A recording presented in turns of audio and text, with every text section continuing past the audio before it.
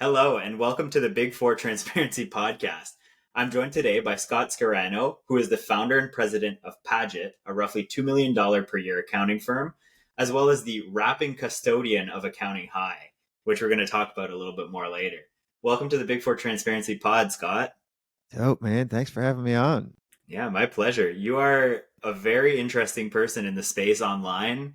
It is really cool to hear someone kind of bring in their whole selves into their social media personality and what they share.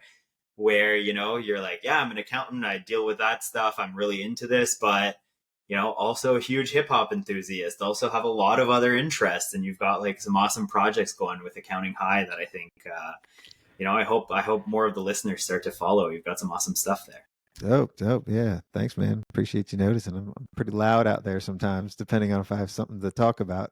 Right Yeah. now, we're brewing up to be the new tournament. The second year we're doing the big tournament at Accounting High. So the The accounting bracket. bracket challenge. Yeah. Yeah. Yeah. Yeah. I believe Yeah. that might have been how you had noticed the stuff that we're doing. Because I we got did. Yeah. sports, we got music, we got everything but education at Accounting High, pretty much. Yeah. Yeah, so for those who are not familiar, yeah, Accounting High runs a annual bracket all about your favorite software, your favorite podcaster. So I might be asking the audience a little bit for some nominations, both for the tools at Big Four Transparency, maybe for this podcast if we're live by then. But I think it's a brilliant growth and marketing strategy. First Dope. of all, you've really gotten that out there, and at the same time, like you give appreciation to other people in the industry, and it's like a good time to celebrate, right? And it's right in award season, which is fun. So, In um, sports season too. It's supposed to be off of the NCAA tournament. So yeah, it's and like, true going into March Madness. yeah, for sure. So, and for us, it is just a way to showcase and highlight everybody that makes an impact in the profession and for the profession. So that's what we ask for when it's nomination phase is what are the 5 things in the accounting space that have impacted you? And so Mhm. we opened it up to anything in that 2 months that we were collecting nominations, and we got thousands of different things nominated. And the ones that got the most votes is the ones that made it into the tournament. So it's sort of like the Mhm. regular season. Yeah. So when that's open, I think it's abc.accountinghigh.com or something like that. When that's open, you can go in there and nominate if it's before the tournament starts, and you can nominate the 5 top things. Be sure to Yeah. nominate Big Four Transparency for Yeah, sure. yeah, For yeah, sure. and it brings a lot of positivity to the space too, right? Like, there's a lot of the conversations are always around like, oh, what are the problems in the accounting industry? And I'm gonna ask some questions like that too, but it is nice to just have a moment of like, it's not all the problems that are in accounting. It's hey, Some what levity. are some of the best things that are going on? So Let's yeah, I bring really some levity. appreciate that. So that's all I want to do with the extracurriculars in my life is just have some fun, make fun, and make Yeah, fun.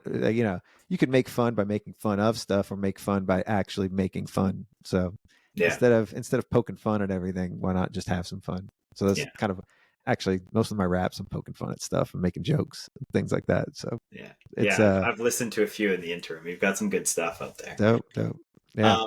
So before we jump kind of deeper into what you're working on with Accounting High, why don't you tell us about your kind of current situation with like the accounting firm, and what most of your time is spent doing these days? Because I think again, you're very unique in where you stand compared to a lot of the people I'm speaking to, where you've managed to kind of step back a little bit and make this firm work for you. So why don't we talk about that a little bit? Yeah, it is fairly unique. So I hear. Like what all I did was set out to do what I thought was possible when using EOS the right way. If you're familiar with the book Traction, Hmm. Gino Wickman, there's a system, Entrepreneurial Operating System, EOS, and we started doing that approximately 7 years now, 8 years ago maybe. When we started doing that, I saw, oh wow. So there's somebody at the top there. There's a what's called the accountability chart, and in one of the examples, it's like there's the visionary at the Hmm. top that can just be, kind of the CEO type, running the firm. Um, but oof, our current situation when I saw that map was a mess. I Yeah. was everywhere. I was in the firm. I was attached to everything. So it took us a long time for me to be able to get to sitting in that seat where right now I'm almost the chairman of the board now. I'm past even being the CEO. The Hmm. firm is just actually running without me. And now I'm left with a lot of free time. Yeah. So it was a lot of steps, a lot of phases to get there. And we can probably touch on some of the details and not to eat up too much time with this little intro. But I got a firm that is working for me, with me, and they're happier. My team's happier than they ever have been because Hmm. I'm not there.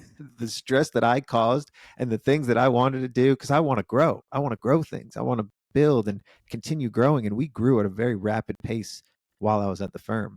Hmm. And then we hit a point where I hit a point where the growth was enough. And everybody was exhausted. Everybody was tired. This is definitely during COVID days. And I got stuck in Mexico, and that's what really separated me from the firm and separated my mind from being inside of all that. It was like early days COVID, not necessarily stuck. I could have came back, but it was better there than it was Yeah. here. Yeah. Yeah. So that was sort of the long and short of it. I got separated from the firm, and then I realized they realized too they were better without me. That made me feel bad at first. I Hmm. felt bad that they didn't need me. I thought, what's my purpose? So then I started doing a podcast, and then that led one thing led to another. Podcast led to me wanting to do raps.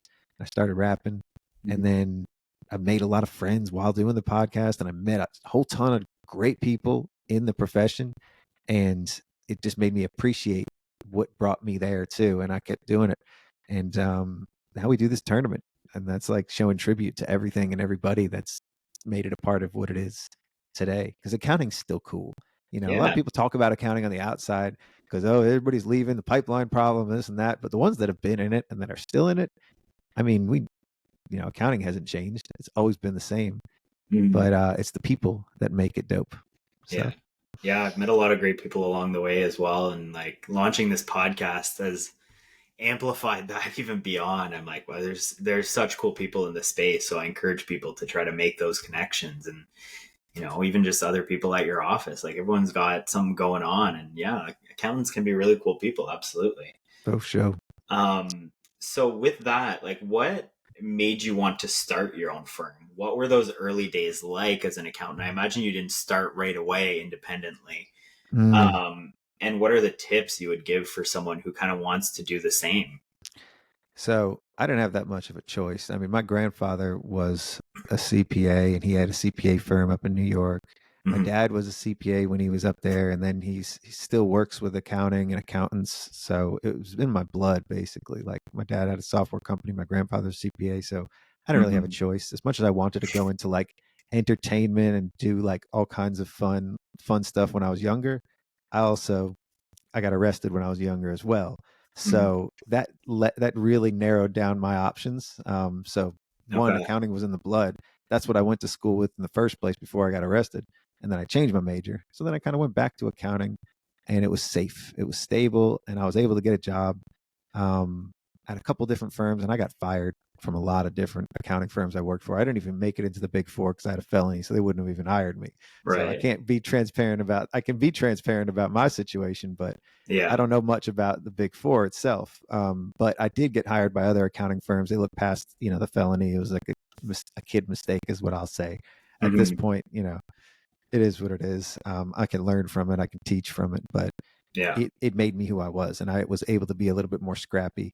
I worked at local CPA firms. Audit, it was just too boring for me. I'd put on my headphones and I get fired for that, or I would do something and I wouldn't like just different things. I was a defiant one early Yeah. days, so I had to start my own firm. I really didn't have a choice. I couldn't work for anybody. I did find somebody to manage to work for, and then I ended up buying his firm about 5 years after I had started, and that's Okay. my firm. That's So Padgett now. Okay. that's Padgett, exactly. So I Okay. started at Padgett. He hired me. Long story of how all that worked, but he gave me the opportunity to grow it. And Okay. he was only doing about 90,000 when I started there. Hmm. So there was a lot of room for growth, and it grew pretty fast once I tapped into the cloud and I tapped into all the potential that, the internet, what that can bring to an accounting practice. And it was a, it was a fun ride. That whole 2010 to 2020 was dope. It was just all new stuff, all new cloud apps and new technology, new things, and just kept everything was just getting better and better and better. So Nice. Lots of fun. So did you kind of go in as like a senior or something similar and then kind of like turned into I guess like business development and then like firm operations and all that or Yeah. like what did that evolution look like? Yeah, so Padgett's a franchise. So I came in and then he immediately sent me to the headquarters. And I was a pretty young kid. I didn't know what was going on. I was like, I remember driving down with my wife and our young kid at the time. Hmm. And they're teaching me sales from there. And they're Okay. teaching me how to grow a business and stuff that with the other potential like franchisees, I guess. I don't know who was in the class, but they're telling me to go door to door. And I Wow. questioned that. I said, but what about online? Like, why wouldn't we have a website? Why wouldn't we do that? Oh, nobody looks for accountants online. And this was like 2010. And so I just left there very confused. And Yeah. and it was just wide open. So we started doing stuff online too. Like they were doing after the fact payroll, a lot of these firms, and that's where you after the fact figure out all the payroll taxes and all the calculations, and you pay that quarterly. It was a lot of work. So I saw Zen Payroll, which is now Gusto, Hmm. and early days I saw Zero as a ledger, and Padgett they had their proprietary systems, Hmm. and so I expanded what he was already doing, which worked. There was a lot of stuff that worked at the firm, Hmm. like functionally, foundationally, the systems, the processes there, and all that. That was all good stuff. But then it's just the tools and the tech that created this whole new unlock, and it just burst open at the seams. And I grew really fast from there, from Yeah. like 90,000 to 500,000 within a few years. It wasn't that long. And then we go from 500,000 to a million pretty quickly. And Hmm. then I got stuck at like 1.2 million in like at like 2016, and I was just that was my ceiling. I got stuck there, and I just kept getting in the way. Yeah. Okay. Um, but that's the long and short of it. Like it Interesting. was all different types of apps and tech tools that helped us get there. And, we put our sign up in different places, and we just kept getting inbound leads, and I just kept growing and hiring people, and it was just now we have hybrid teams where we've got people in the Philippines and we got people here, and we're fully remote. We don't even have an office, Mhm. so we've really changed things as we've gone. But I've just learned from my mistakes. Every mistake I made along the way. Okay, interesting.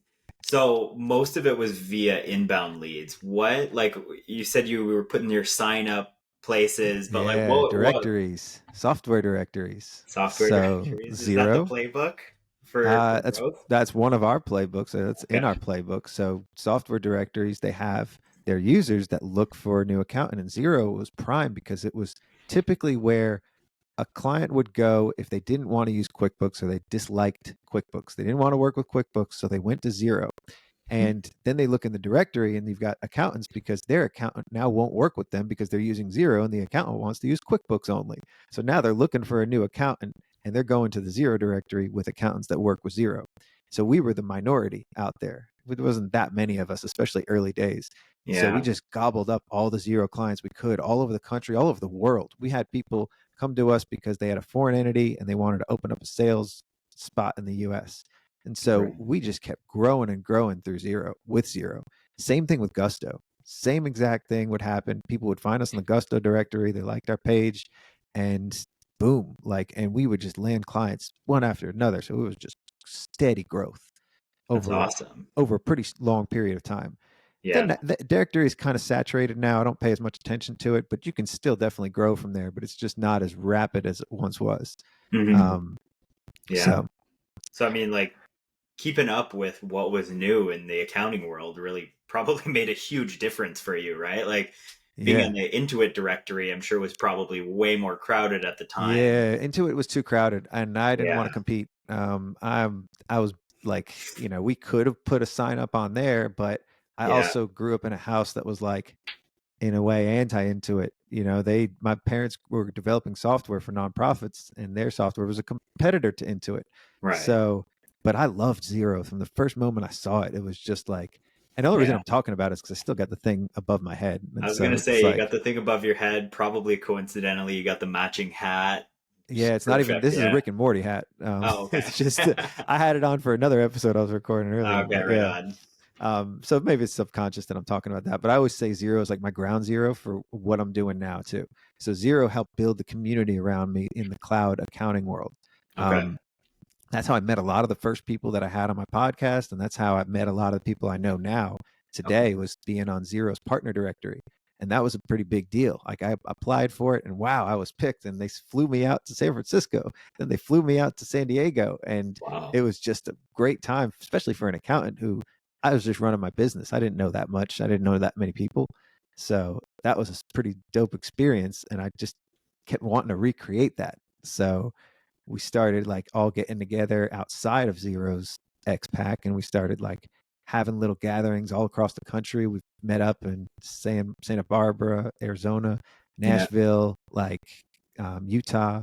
So yeah, I plan on hosting some of these retreats eventually at Accounting High. Yeah. So stay tuned for some of that. That'll be pretty dope.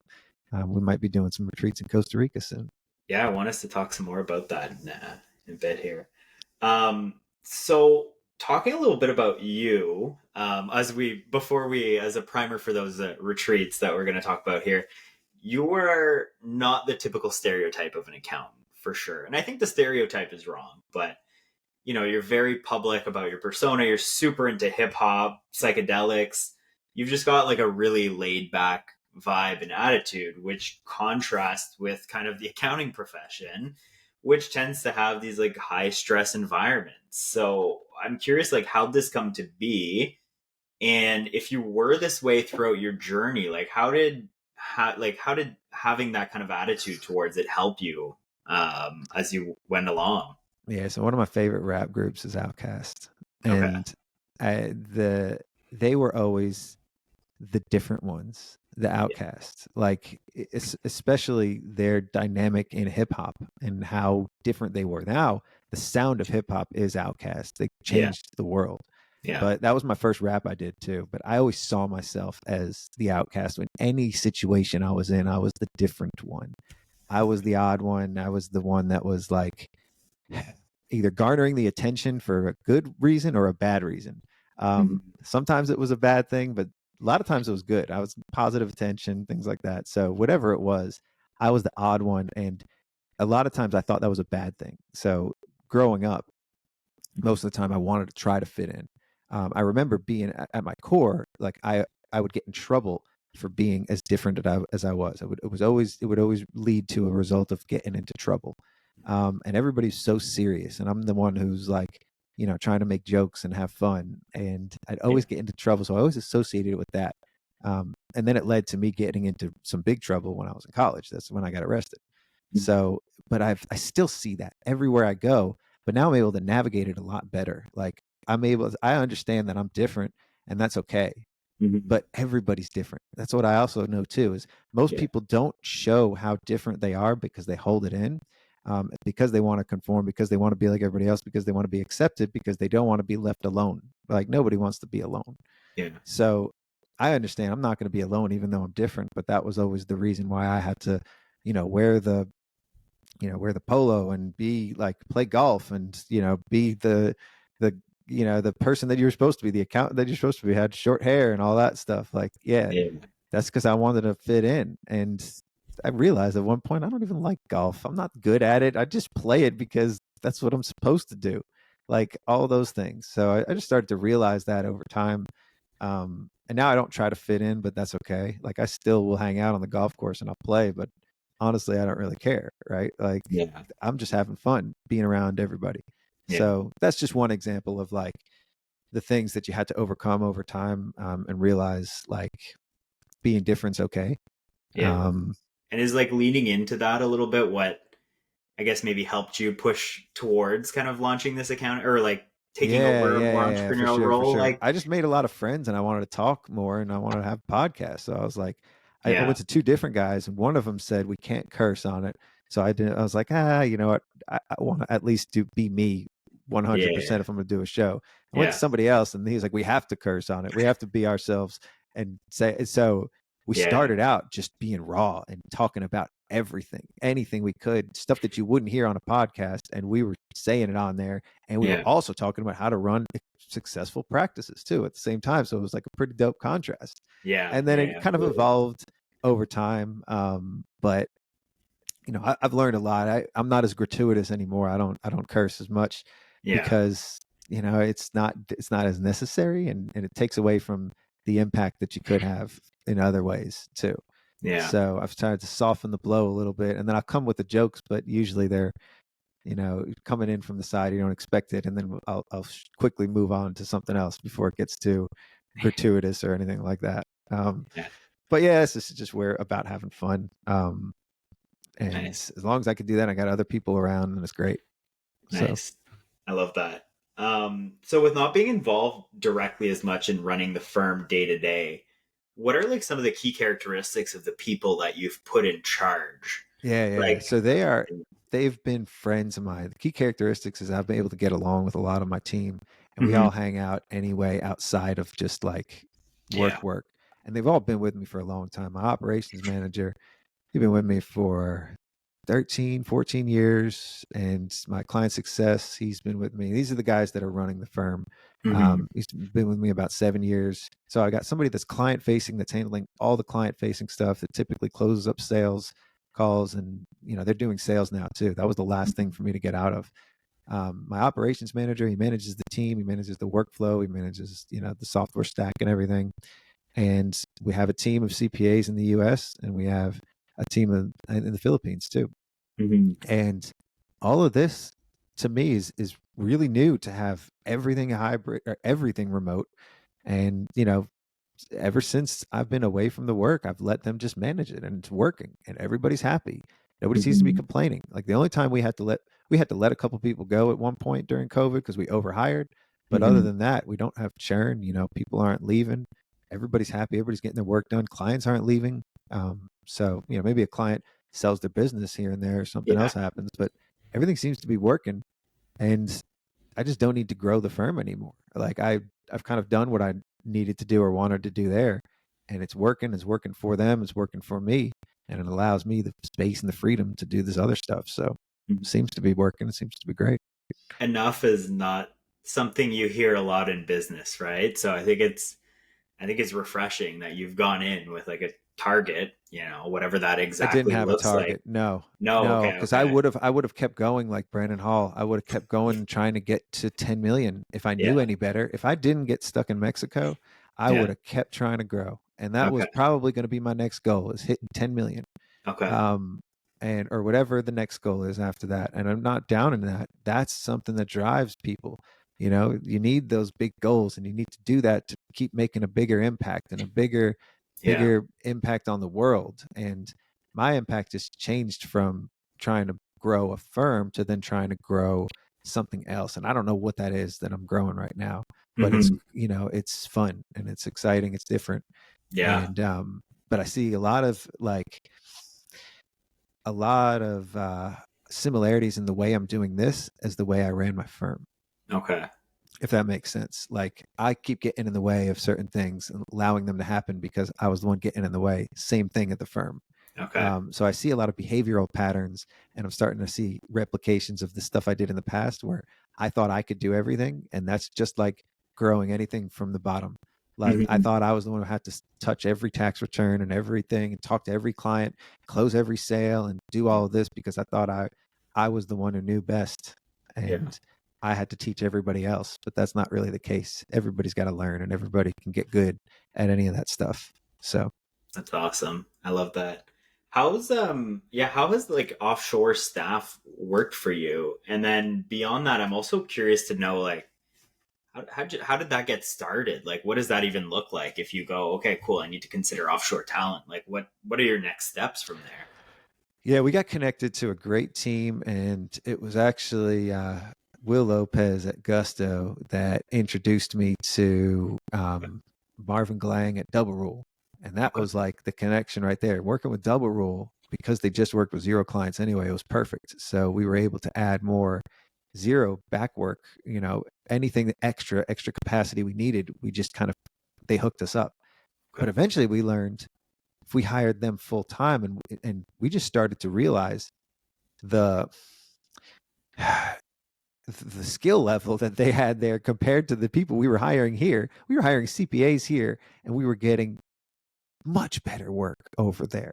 Yeah. The people here, they were just working from home, and they were just getting by, doing the Yeah. bare minimum just to get by, and they're younger kids in some ways. They were all like in their 20s, Hmm. late 20s. And it was just like, yeah, they were cool. They were great to hang out with and stuff, but they were not great employees. Yeah. They didn't want to put much effort in. They wanted everything handed to them. That's just how it is in Yeah. America these days. I don't know.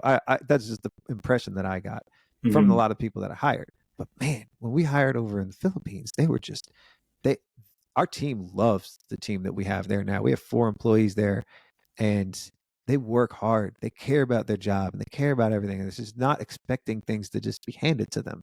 Hmm. So, I don't know if turns into a commentary on just the state of the union these days, but yeah, a lot of Americans are spoiled. I think we've been spoiled for a while. And I think Yeah. that, it goes a pretty long way when you start comparing that and you start traveling the world and you see how it is in the real world. So, Yeah.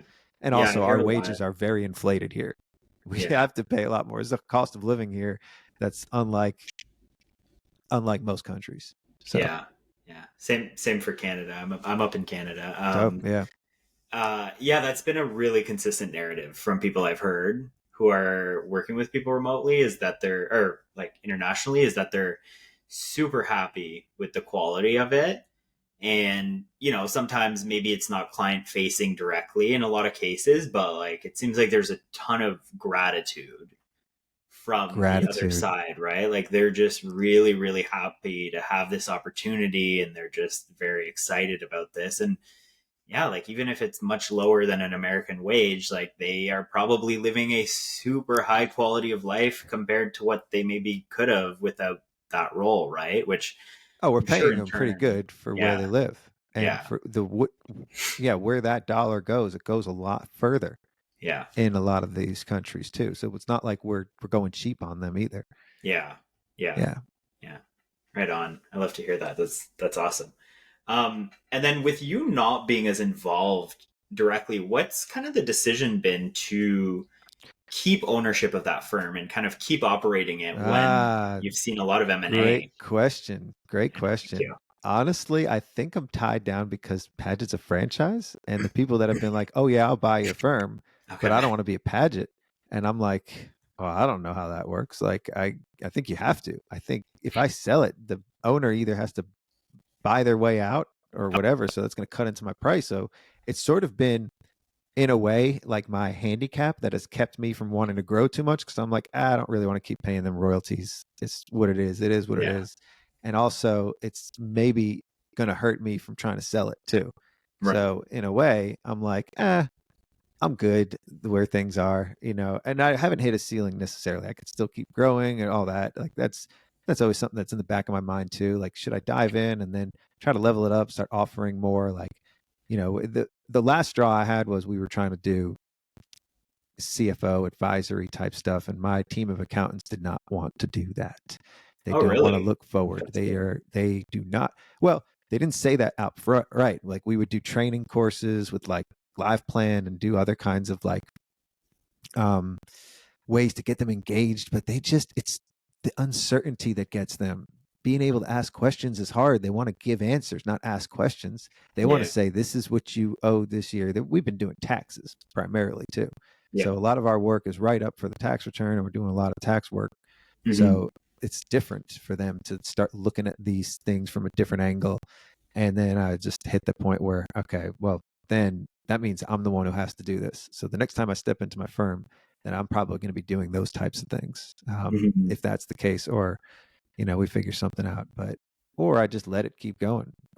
So to give you the straight up honest answer, like if the right offer came around and somebody wanted to buy my firm, I might not be able to say no because it's also that other thing, the other form of responsibility that I have that I feel like I'm letting them down by not pushing them to grow more, honestly. They're all Hmm. happy, but they're comfortable. They're too comfortable. And I feel like if they had another person at the helm that wanted to steer the ship in a way for growth, then he's going to push them to grow. And maybe he pushes some people away and people quit and they leave and they want to go for something easier.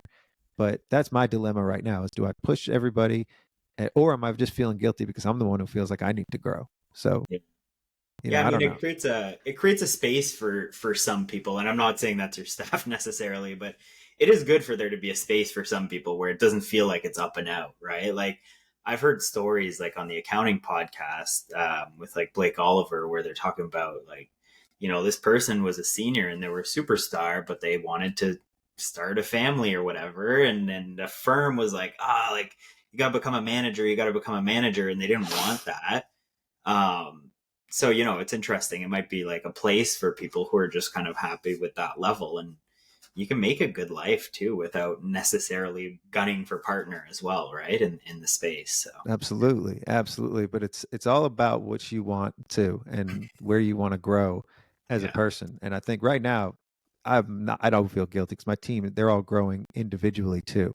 Hmm. Having kids and growing families, and they don't want that craziness at the office. They don't want to have all that stress at the office to come home to. Like Yeah. they like the peace and the quiet. They like tranquility. Like I'm Yeah. a wartime CEO. I like war. I like Yeah. craziness. And that was a book that I read. I forgot the title of it, but yeah, it was just like they were talking about peacetime and wartime CEOs and people that manage in peace really well, and everything Hmm. goes well. Profits are up. We don't have to grow too crazy. I like the craziness. When COVID happened and first happened, I was like fired up. I was like, let's go. All this is An new. Nobody adventure. knows anything. Let's go for this new adventure. So that fired me up. I was having fun. And then things got quiet again. And I'm like, all right, well, let me now have some fun and throw tournaments and Yeah. make Yeah. raps and get on stage. Being on stage is a thrill. I love that stuff. Yeah, Yeah. that's been great. And that was the first time I ever did it last year. So, Interesting. Yeah. I mean, so you kind of de facto end up on the other side of this, right? Like private equity has been getting involved in the accounting firms, picking them up and just owning it for cash flows. And now you're kind of de facto, you're that private equity in this situation, right? And you just that don't I need to be. am. Yeah. Yeah, that Yeah. I am, and I'm at the point where I'm good with it, and that my Yeah. team's good. Everybody's happy. There's no resentment or anything like that. So it's my annuity, is what somebody else told me. Yeah. Like I'm just using that to fuel this, and I still feel like I need to make money with this other stuff too. Like I don't really know if I care about the sponsorship route with Yeah. all the things that I'm doing, but that's one way to make money doing it. But also maybe I start like doing these retreats and be serious about that, or start a community and start a Yeah. build out something fun with that too, or something different. Yeah. I don't Let's know. talk about that. Yeah, with accounting high. So let's dig a little bit into that. You have the podcast there. You mentioned wanting to potentially have some sort of like systems, like the how to rap. Let's talk about that, and Oh then yeah, yeah, for sure. kind of like the retreats. Like what? Like yeah, let's talk about accounting high a little bit. Like what was So the inception? so the inception. So Counting High started, I kind of alluded to it earlier, but it started with me and buddy of mine, Jason Ackerman. He was the Mhm. one who said, if we do a podcast, we got to be able to say fuck. We got to curse. And Yeah, sorry for yours. You might want to it's all bleep that right. out. No But that was sponsors like yet, so one of the first conversations. yeah, So, and we still had sponsors and we cursed on the sponsors ads too. We went hard. You should hear yeah, the carbon ad that we did. And it was just companies that we were using too. So it was yeah, like stuff that we didn't mind because we knew we were paying them enough money, and then they paid us for the sponsorship. And it was just like, it was kind of like, yeah, we're helping them out, they're helping us out too, and we were just having fun, and I just loved it. I had so much fun, and he's got a pretty dope size firm too. yeah, Works at his dad's firm, and so we're talking about growing practices and talking in real time, and that's what we were talking about, and that's who we were talking about with our guests. And it was just loads of fun. hmm, And that was Sons of CPAs. The title came after like the third recording, a third episode. It was just a joke that I said because everybody on was a son of a CPA. So I was making a joke, Sons of Anarchy, Sons of yeah, CPAs. yeah, So that joke turned into, okay, Sons of CPAs is the title, and then it turned into, that's the middle school years, because I figured out what accounting high was at a conference. So it was one of my first times ever being on stage on a panel at a conference, and it was all kinds of cool people there. It was Accounting Web Summit, and in San Diego. It was just a great place, great vibe. And I was talking with all these people, and it was David Leary conversation I had with him. I was looking to rebrand the podcast. I wanted to make it a little more universal because Sons of CPAs was a little too male centered. So I wanted to do something like, and he was like, what about I'm not high on accounting? Because he knows I like to talk about smoking weed and things like yeah, that. And that wouldn't, I liked it, but that wasn't it. And the next day I'm staying with a group of people, and I'm just like, everybody's talking in conversation. And I just say, accounting high. That's what I said out loud. And they were like, what? And I'm looking at everybody, and I see them all as students at accounting high. And then I saw it all. I saw a flash of like exactly what it's going to be and what it will be. And I said, it's going to take me 4 years to get there, but this is it. That's what this is. So I'm building a school.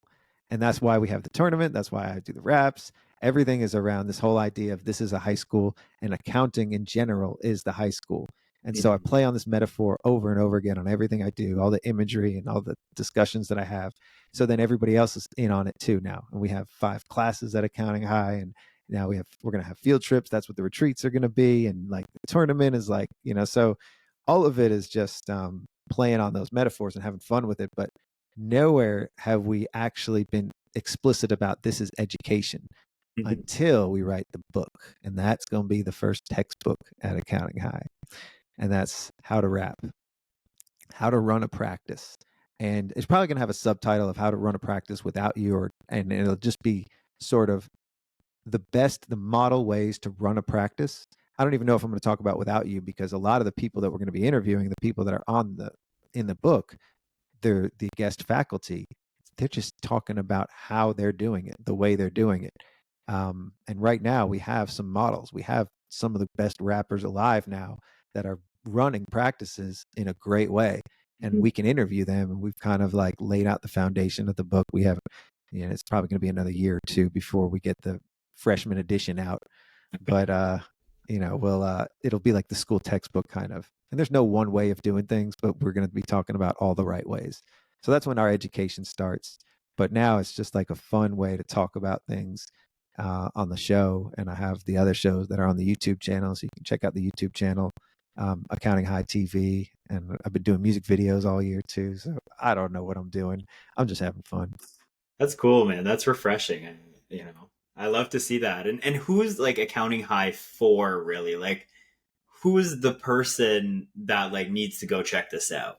Yeah, I think it's entrepreneurs in the accounting space, because that's Okay. the people that I typically have on. It's accounting firm owners, and it's firm Okay. leaders, or it's leaders in the space. So if even if it's employees, I hear a lot of employees listen to it too, Hmm. because they're in this, and maybe they have aspirations to maybe one day start a firm of their own. I think it's anybody that wants to do something of their own in accounting.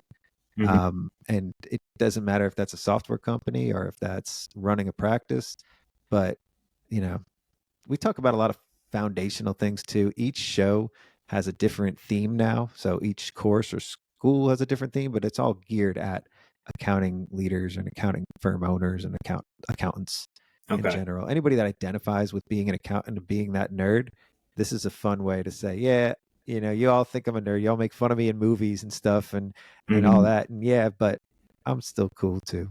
Yeah. You know, like Less recently, man. Have you seen like The Auditor? Like, there's some like the accountant, like with Ben Affleck, there's like that one, and then there's another one with the guy from like Better Call Saul or something. It was a pretty badass one too. I think it was The Auditor Jonathan or something like that. Banks. Yeah, Yeah. I would love to see that. And there's, but then I watch movies with my kids like Trolls, Yeah. and one of the guys was like nerdy sweatshirt wearing, glasses wearing. He was the accountant, but it was still Kid Yeah. Cudi playing him, so it was still like a good Got character. Yeah, cred. That's good. Yeah. exactly. Yeah, it was just a fresh version of an accountant. So I don't know. I mean, we get a lot of the thing is the stuff that I'm doing, people love outside of accounting. Whenever anybody sees that outside of accounting, they say, "Oh, wow, you're bringing some fun and some life to accounting," and Yeah. nobody's doing that. And Yeah. so I see people doing it within accounting, but outside of it, you see us as Yeah. the very boring general. So I don't know where this all leads, but right now, my audience is the people that I can help, and those are the people that where I was where they were at. I had a firm and I needed some direction. I needed some purpose. I needed some guidance. And that's why I started doing the show, was being there for the people that, there was people that led me. I know Blake Oliver, I was listening to his show a lot. Mike Yeah. McAllowitz, I was listening to his show all the time, growing my firm. Jason Hmm. Stats, I still pay attention and watch his stuff.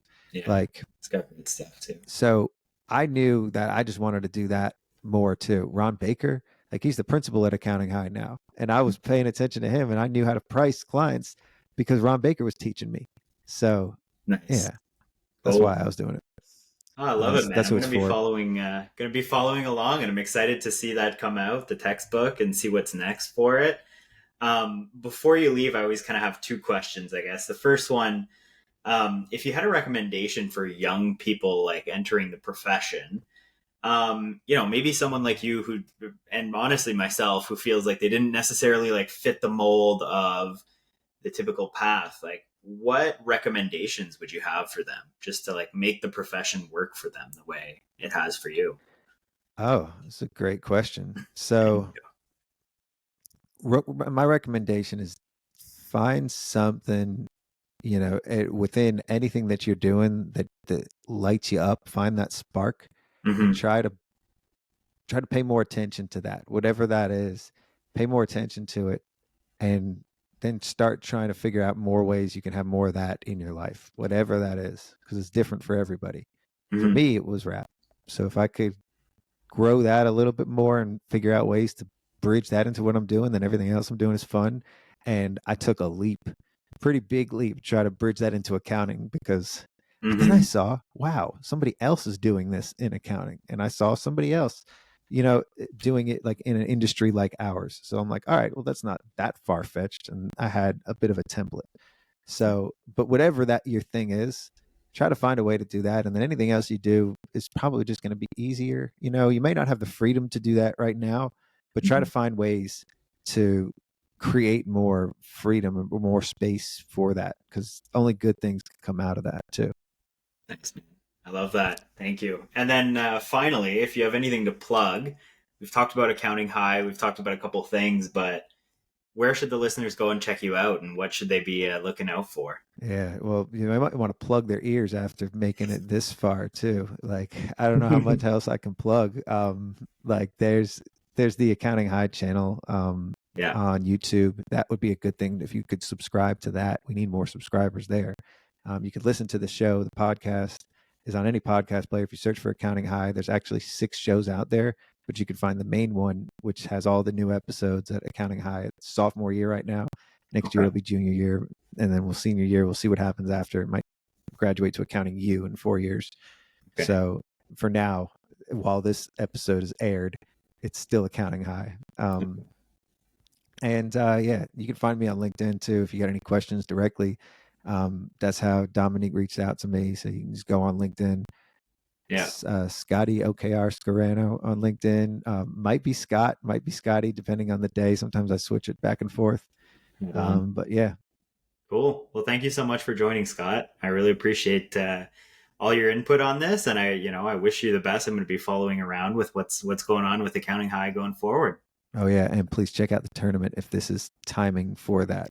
Yeah, it'll be the right timing. You might be hearing of that right now. So dope. Yeah. Check it out and nominate Big Four Transparency to the There we go. to the ABC tournament. You've heard it here first. I'll be pushing it as well. Dope, For sure. Dope. Perfect. Thank you so much, Scott. Oh, can I ride us out with a rap? Oh yeah, let's do it. All right. I'll do the Accounting High, the main intro that we have for Accounting High.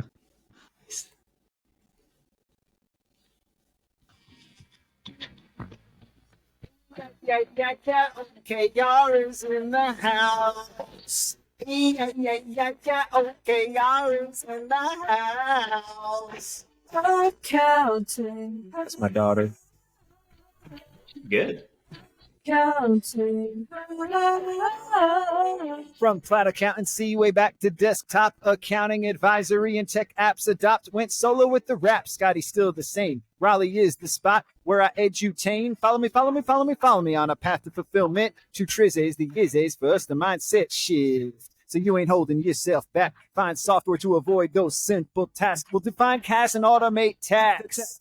Because we hope to educate and lead with impact. Scope, creep, team management. Your timesheets and feeding the relationship. Let's play the accounting game. Accounting. Accounting. Data. New school. It's the cloud to the ground, niching outsourcing, techie tax talking, increasing gross margins, automating back of house, and learning blockchain. Leadership tips with Coach Nick's McKenzie. Like, share, connect, comment, follow this. and subscribe to our podcast. Next one we drop, because you know it don't stop. It's 24/7 on the Accounting Highlight. TikTok clips don't watch, just some shitty tax talk. Cleaning up accounting with a bucket and a mop. Then we lean back and nod because the class is about to start at Accounting High. Scotty, OKR. And that's OKR for OK Rapper. Nice. Puns are awesome. Dope, yeah. This could be a good outro. This could be. Hang on, I'm gonna stop recording here.